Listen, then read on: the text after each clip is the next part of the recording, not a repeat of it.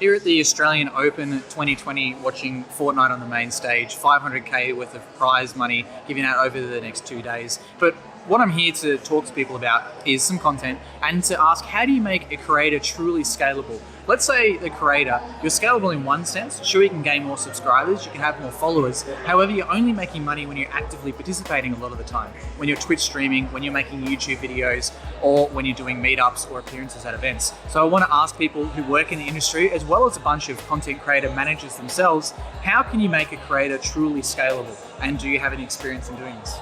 Now, this is a difficult question. I think people like Mr. Beast are doing it the right way. They're getting other people to create content for them and linking them to them. But scalable would also mean maybe something that you don't have to be the focal point of everything.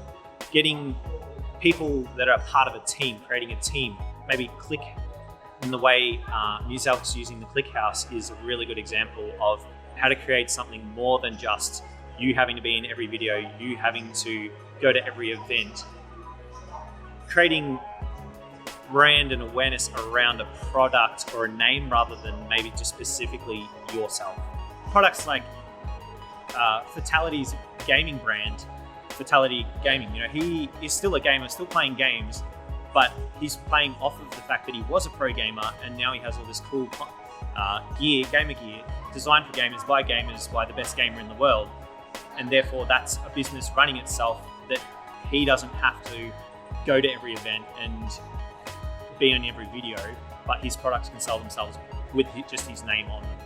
When we're talking about like creators and making, other revenue streams or other opportunities outside of streaming and everything, when they get to a certain point, or rather content creators in general, when they get to a certain point, I think there is a stigma around just continuing to create content for the sake of creating content.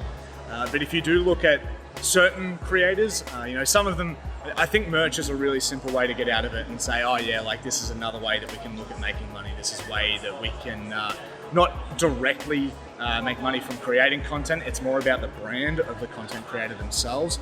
However, if you look at something where one, they're either really passionate, or two, they have immense knowledge in that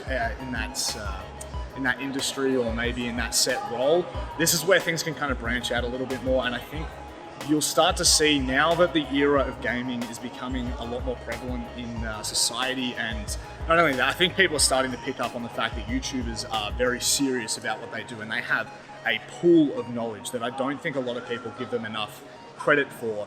I think you'll start to see them branch into different aspects of not only their own life, but business as well. A huge opportunity for them is to open up not only their content and their own brand, but also the knowledge that they have, and give that to other people. And I think one thing that I was talking to Chris about just then, obviously, is having people come on as consultants. That's always a really cool way to get the engagement with a content creator.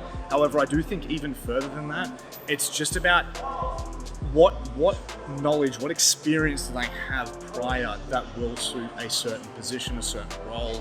And I do think that a lot of content creators have a lot more to offer than what people think. So something that content creators, Pestily actually spoke about this a few weeks ago. It's the Australian Escape from Tarkov streamer. And they're borrowing this from the broader media segment. So in terms of like traditional publishing, is really sponsored content. So in terms of like doing brand appearances, rather than things that they can interact with their existing stream and audience without having to go to a live event.